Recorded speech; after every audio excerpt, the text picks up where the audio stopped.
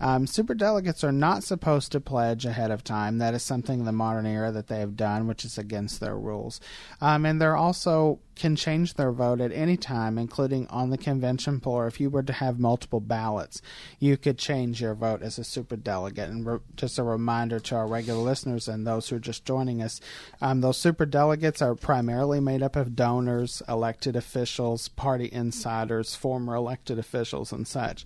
So these are people who are within the Democratic apparatus. And with that being said, it's going to be very interesting to see how Debbie Wasserman Schultz, the chairwoman of the Democratic Party, can go forward toward this convention. She has made enemies on the Clinton camp. She's made enemies on the Sanders camp. Sanders even endorsing her primary opponent for her congressional seat in Florida in August. So that, there's going to be a lot of unrest. In fact, just something that came across Twitter was Nurses United, which is the union that has endorsed Bernie Sanders heavily throughout this process, has said that they will demonstrate outside of the Democratic convention in Philadelphia, which is not. The Democratic convention is very used to protest, very used to fringe groups taking over outside. This will be no different. But I think it's going to be a little more contentious because, like I said, they're not going to have that nominee going in, not that definitive choice going forward.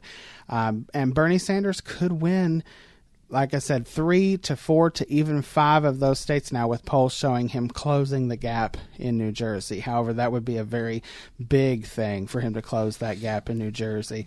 But for her to even have to fight there, with being right next to New York, her home, her Senate seat, is going to be it's going to be very damaging to her for the general election. Yeah. Hey, after the break, here's who I'd like to call because I want to just get a feel for people. All I got to do is tell us who you're voting for and why. I'd like to have a union worker, kind of a blue-collar union worker, call in, a college student, a school teacher, and an emergency worker. Give us a call, 571-CHAT, 571-2428.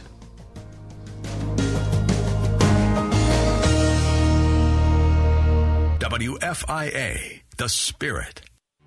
We all know that Kentucky Kingdom has thrilling rides, like Storm Chaser, the park's 5th roller coaster. But what's equally thrilling is the price of a season pass, only $59.95. Just $10 more than a one-day ticket. And that's before benefits like free parking, $1 drinks, and other discounts. Buy online at KentuckyKingdom.com or your local Kroger store. But hurry, offer ends soon. And remember, a season pass pays for itself in just one visit. Enjoy the rest of the summer free.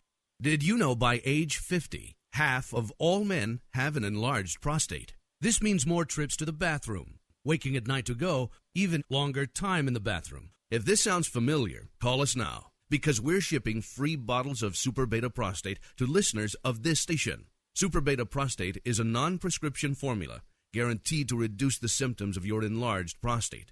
It's yours free. Pay only shipping and handling. Just call 1-800-859-2805. In clinical trials, the ingredient in Super Beta Prostate was shown to reduce urges to use the bathroom, speed up bathroom trips, reduce waking at night to go, and improve quality of life. This Super Beta Prostate free offer is for listeners of this station, but it won't last. Don't wait. Just call 1-800-859-2805. That's 1-800-859-2805. Call 1-800-859-2805. Shakes and Scallops, roofing, shutters and gutters, soffit and fascia, vinyl sidings, doors, and, yes, windows. That's Window World's energy-efficient products. Along with their attractive merchandise and professional installation, they also have an incredible peace of mind lifetime warranty. Yep, from the date of installation, Window World will be there to service any defects in material or workmanship. Now that's the kind of people I love to deal with. Call Window World today at 502-671-7777, 671-7777, and visit their website at windowworldlouisville.com. Daughters need strong fathers. It's a simple truth. But over the past 20 years, our culture has degraded fathers.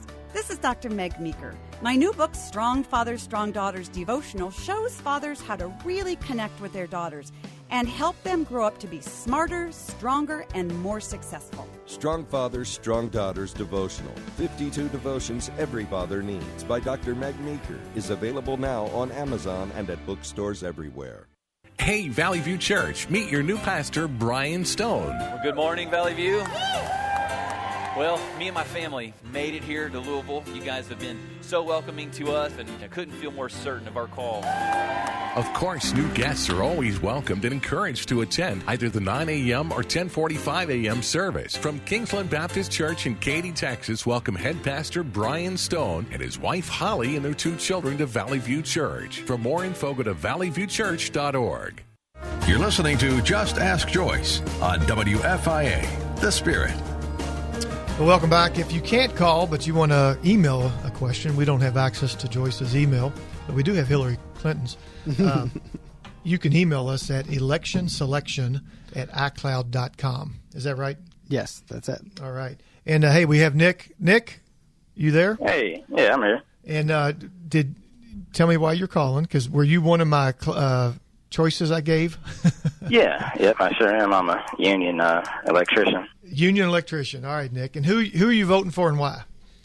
I'm definitely just going to vote Democrat. I voted for Hillary.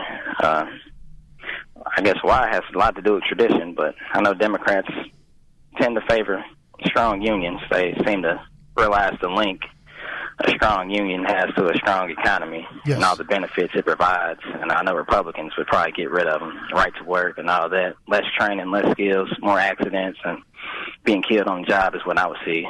And less money, of course, for doing more work. Yes, sir. Well, appreciate that, Nick, and appreciate you calling in. And all right, man. Thanks a lot. All right, Nick. Thanks a lot. So give us a call. We had Nick call in, union worker. Now, Garrett, when my sense, and again, I'm not the political giant here, but my sense was in this state that Bernie kind of had more of the union support than Hillary. I mean, I think they both had it. Yes. Where is the Kentucky Union on that? Well, that's a very good question. Not only did you have a large union presence for Bernie Sanders, you had a large union presence for Donald Trump. That's going to be a very interesting thing on how that breaks down. Certain unions have stayed. Richard Trumka, the AFL-CIO, has stayed very silent on that. So I think that you're going to have them. There's going to be some interesting things about union workers. Yes. And Donald Trump gained a lot in Indiana as well from unions, and so did Bernie Sanders. Yeah. And Bernie Sanders' victory could be very much accredited to unions and college students in Indiana. So we've had a union worker call in. If you agree, disagree with Nick, give us a call. Also looking for a college student to call and just say who you're voting for and why. And I'd like to have a school teacher and a emergency worker of any kind, firefighter, police, EMT, EMS, and just say why. Based on is it based on tradition, as Nick said, or based on also on vocation, as Nick said. But just give us a call, 571-2428, 571-2428. Give us a buzz. Now I know that in the news, because he had mentioned Hillary there. It seemed like New Jersey was going to be a slam dunk for Hillary. Am I right in that, or is that still the case? Well, I think that it will be a win for her. I think in the end, just the fact that she's having to campaign there, though, is a problem. She was in Rutgers today. She was there before, over the holiday weekend, before she headed back out to California. Just the fact that she's having to spend time there it's time that she can't spend in other areas, specifically California. Yep. So clearly, Bernie Sanders is catching on. There's a lot of college students there. There's a lot of people who live under the poverty line in New Jersey who feel that the economy has been rigged against them. And so that's an issue that's really catching fire in the Democratic Party, and it's going to Bernie Sanders. Yeah. Just so everybody knows, Gary gave us an update during the break, and you may have already seen this, but at the UCLA campus, the police chief says it was a murder-suicide, and the campus is safe, right, Gary? It's safe? He's shaking his head, yes. So it is back open. So, again, sad for the whatever was going on in that situation. We just lift up prayers to them. And somebody asked me the other day, why is it important for Christians to vote? And I said, well, it's important for everybody to vote. If we stop voting as Christians, this is why this show is important today, folks. If we stop voting and say, and you got some out there that say, well, God's going to do whatever God's going to do. He already knows the outcome. It doesn't matter. Well, there's really not a true Christian vote, in the race as I see it. I've heard that before. I'm not saying there is or there isn't. But why vote? I was reading some in one of the chapters of Tony Evans's book. I'm going to give Dr. Tony Evans a plug here. How Christians should vote, and I think he laid it out good. If you want to look at a short read, something good as Christians, check out Tony Evans's how not why should Christians vote, but how Christians should vote. And I tell a lot of people all the times it's principle over party. And when it comes down to it, you're not going to see everything on a ballot that would lay out. But here's the good news, folks. In some of the greatest times in history of the church had enormous growth. It came under the worst leadership